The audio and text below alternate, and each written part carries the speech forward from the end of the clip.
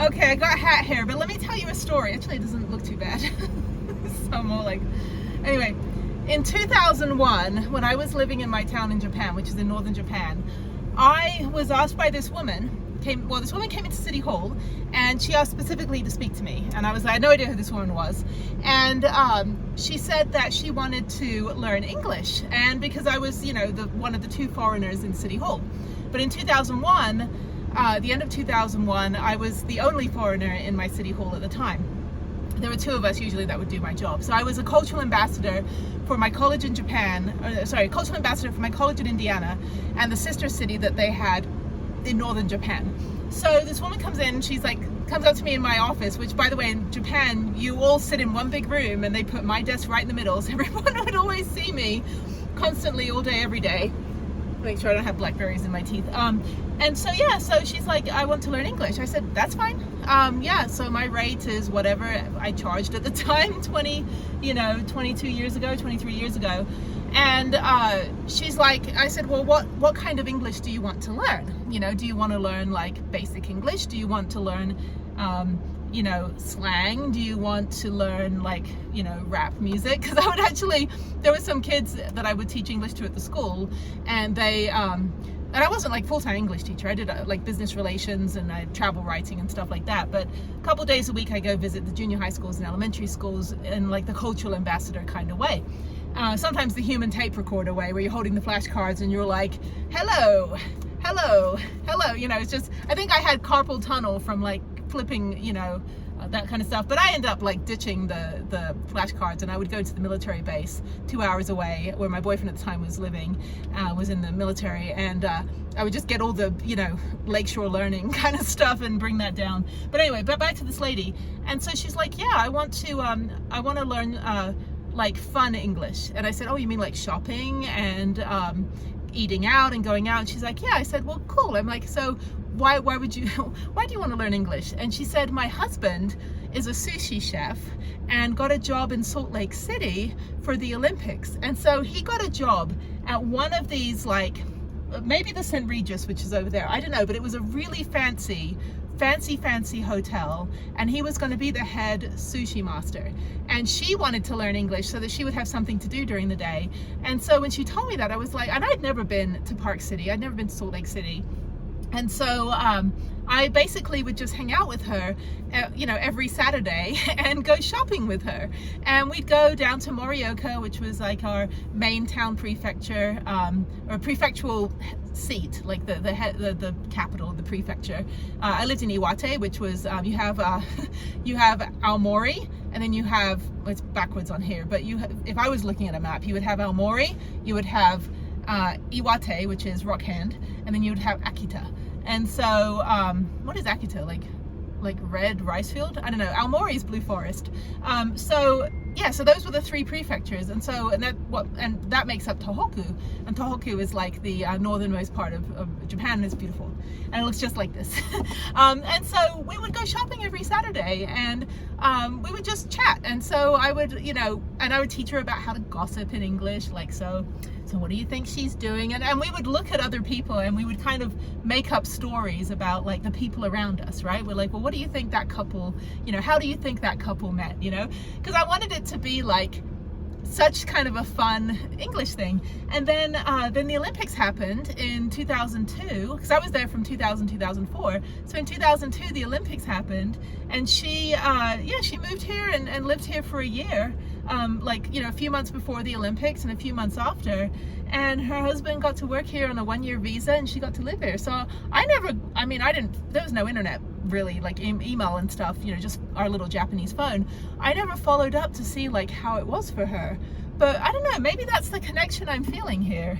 I don't know, I just, maybe it's kind of like I could have a vacation home here at some point. I don't know, I'm just having such a cool day. Like I didn't plan on coming out here. I was like, I'll come out here for the day because I got to do something, and I wasn't going to plan to be here tomorrow, but I've got the pass for tomorrow from the park, so thank you for that.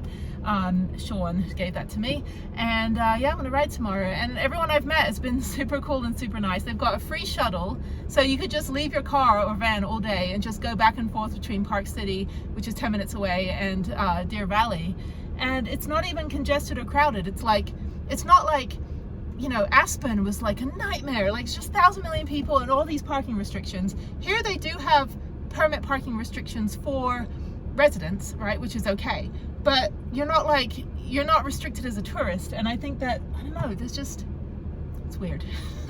I'm just having this like weird feeling of like, out of all the ski resorts I've been to so far, Winter Park was great. It is way out of the way though, but Winter Park is fantastic. I could easily spend 2 weeks there, boondocking and riding every day. Maybe next year I'll do that next summer.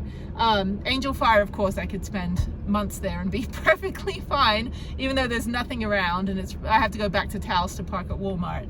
But Aspen was just, I lucked out with that campground, but I don't know what I would have done if I didn't have anywhere to park. And then, yeah, and then, you know, Deer Valley is actually kind of cool. So, yeah, people just gave it a bad rap, saying, oh yeah, like it kind of sucks for the mountain biking. I'm like, I don't care if I do rollers tomorrow, as long as I can just ride all day for like 6 hours and then head back to Salt Lake City. So I don't know what I'm gonna do. I'm gonna call actually the Snow Peak, whatever this is, Snow Mountain ticket office, and see what their overnight parking is like down here. There's a bunch of other vans down at the other end of the parking lot, kind of just chilling. There is a service road that I marked when I was doing my hike, which I think is way up the mountain, and there was a van up there. I'll check for BLM. I don't think there's BLM. I don't think there's any campgrounds around here, but you know, even if I have to drive 20 miles, I think it's only 20 miles back into Salt Lake City from here. It's not far. It's like a 40-50 minute drive back to Layton. So I mean, if I have to go back tonight after the Alpine Coaster and just drive back and park at Cracker Barrel, that's fine. I don't have any phone calls or anything. Tomorrow I'm just going to leave and go back to Salt Lake City anyway. Gas is cheap. Gas is like $3.15 a gallon, cheaper than most places. Not like Texas where it's like $2 a gallon. But anyway, but yeah, I forgot, like that lady was so sweet. And Hiroki, her name was like Hiroki, and yeah, she was so excited, and she loved like the high end. She's like, where do I buy all the fancy handbags? And I told her, like, I was kind of channeling like Pretty Woman, you know, when she walks in and goes, oh, you work on commission. Like, I told her like how to say like, I'm just looking.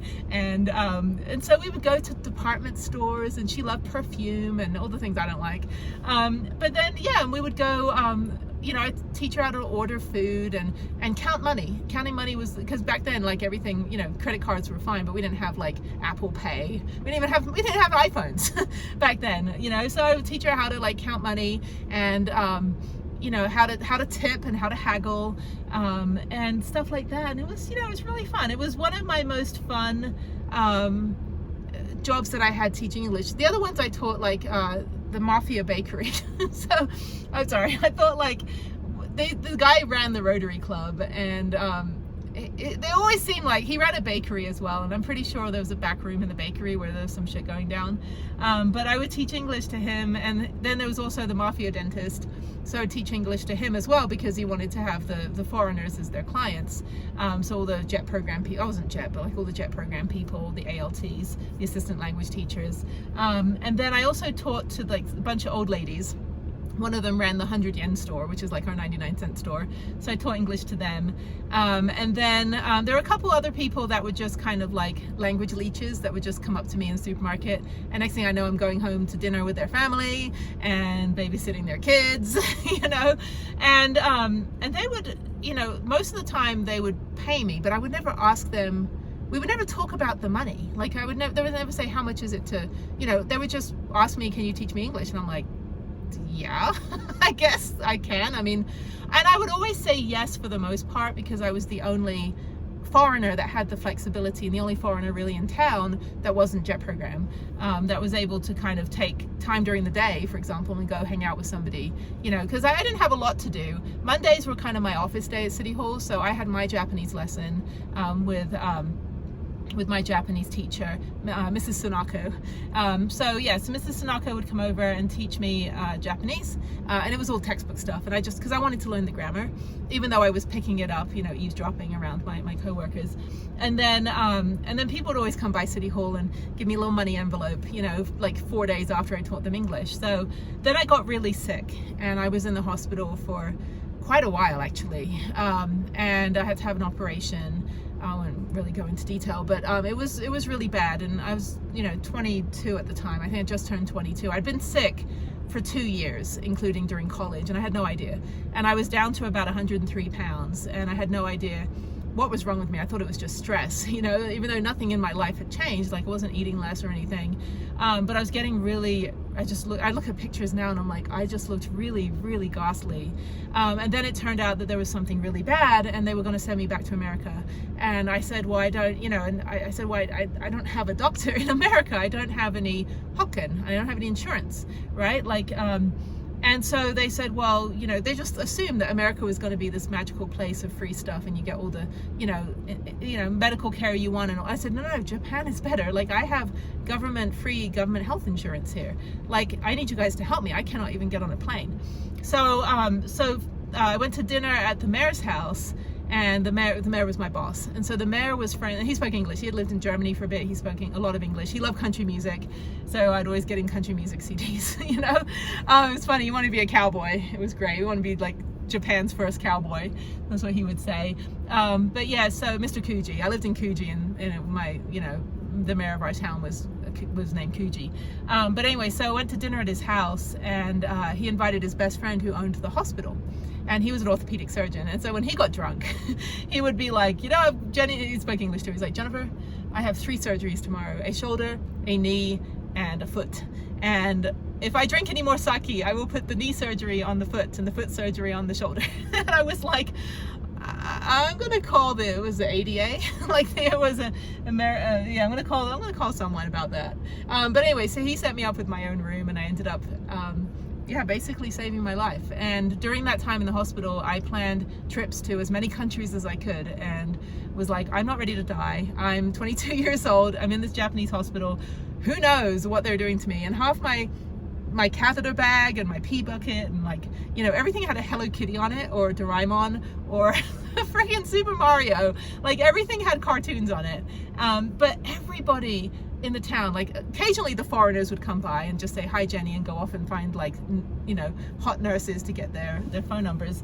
But everyone in the town, like all the parents of the people at City Hall that I worked with, all the office ladies, moms and dads, would come in and they bring me fruit baskets and money envelopes, and they would just bring me money. And I remember the head of the Board of Education came in with his entourage, right? So I'm sitting there, like, my hair had been all cut off completely for the reason I was in the hospital for all of my treatment, and I'm sitting there in a gown that doesn't do up in the back. I've got no underwear on, but I didn't shave my legs, and all of a sudden the Mr. Ito, the Board of Education head, comes in all stiff with his, and I'm like terrified of that man. He was the nicest guy though. Like, when we would all go out for like karaoke and stuff, he'd just be like the nicest person, but in the office he was like the head of the head. And nobody would leave work before he did. And so of course I'd be out the office at 5:30 p.m. and he'd be out the office at 5:36, and then everybody else would leave at 5:37. But I didn't know that I had to wait till he left, so I just leave anyway. But he came in, and I thought I was, my first fear is I'm in trouble, right? But because I'm not at work, I'm in the in the friggin' hospital, and all of a sudden, like, as stiff as he was with his 7 guys with briefcases, probably the yakuza are going to check on the guy they whacked, and then he just had the biggest smile and like did a bow and like gave me the money envelope. And by then I'd been studying Japanese in the hospital, and so I had enough words to say, I'm very grateful, thank you, I'm okay, I'm not dying, I'm not dead, shindeimasen, like, did not die, just jinzo shijutsu, like, just, having a little surgery on some place. If you speak Japanese, you know what I just said. But anyway, so, yeah, and it was really funny, and he gave me a shit ton of money. And I was like, oh, that's a lot. That's more than my paycheck. And so that paid for a couple nice trips once I got out of the hospital. I went to China right afterwards. I rode my bike 100 miles. And then a week later, I went to China for like 2 months and just backpacked all over China by myself. And that was fantastic.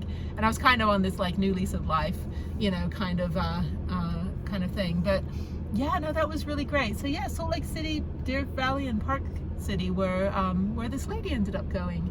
So I don't know what ever happened. I was just back in 2019, but we're only there for a day, and I was with somebody that was kind of like running the show, and I didn't really have a chance to like kind of just leave him to the side and go hang out with my friends and speak Japanese all day.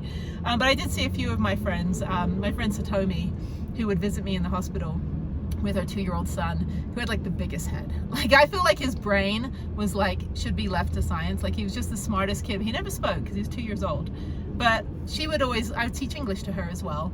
And she would come visit me in the hospital and we'd speak English. And her son would just stare me down.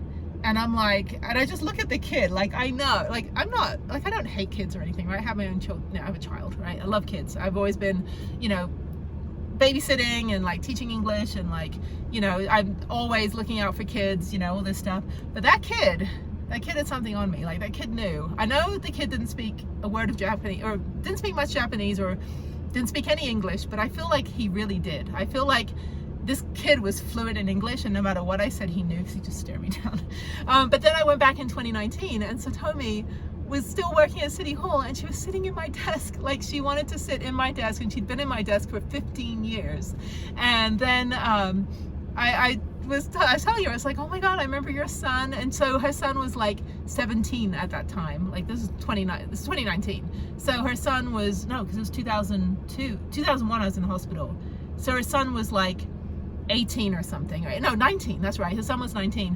And so she showed me a picture of her son. I was like, oh my God, he's not like staring at me anymore. Like, and so she taught him English and stuff. But I feel like that 2-year-old, like, was just, there was so much in that kid's head. Like, he just like knew everything. It was kind of like Stewie from Family Guy. Like, the real smart baby. I felt like he was just going to start going, ma, ma, ma, ma, mama, mama. So no, it was great. I had really, really good memories living in Japan. I mean, even when I got sick, it was fine. You know, the town kind of rallied around it. But I don't know, just, this kind of does remind me of Japan. I've been in a lot of mountains in the last couple of weeks, but there's just something about it here. I don't know. Maybe because it's just so quiet and chill, and I think I need quiet and chill. Like, since I've been in like hectic, you know, city towns and stuff. I will say Salt Lake City has potholes all over their freeways. You know, I've been having to like weave through potholes the whole time that I'm driving. It's pretty crazy. But anyway, so yeah, okay, so I'm just gonna chill for a little bit. I still got my hiking boots on. I gotta get those off and head out to the Alpine Coaster. So yeah, it's 4 o'clock now. So let me just chill for an hour, and then at 5 I'll go do the Alpine Coaster if it's still open. I think it closes at 7.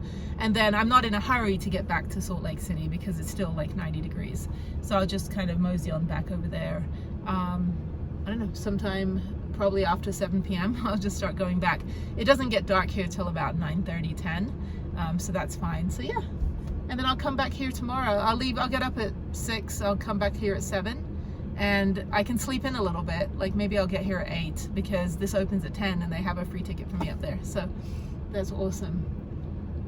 I don't know, I'm just kind of like in a good mood.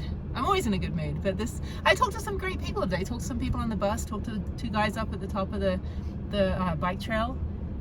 And I'm gonna ride tomorrow. And I have a sandwich filling my belly, which was that bread. If I wasn't flying home, and you know, I can't eat all that bread, right? But if I wasn't flying home for the weekend, I would have gotten a massive loaf. But Volker's Bakery, I think, is in town here. So maybe, well, I'm not going to be back here next week. I'm going to Montana. But yeah, this is great. And the National Mobility Center, that was so fantastic. What a great day. Anyway, okay, that's all. That's my story about Japan. So, okay, I will see you. I don't know. I'll see you. I don't know how I'm going to do these videos because this was just 18, 19 minutes of me yapping. And I already did that. Well, I'll break up the hike. I'll do the hike on a different video. I'll do this video of me yapping, and maybe I'll do the Alpine Coaster with the hike, and then this will just be a separate video. I don't know. Anyway, I've got hat hair. I did take a shower. I was going to take another shower today, but I'll take a shower tomorrow. Anyway, I'm not really that sweaty. Okay, all right. I will see you guys on the next one.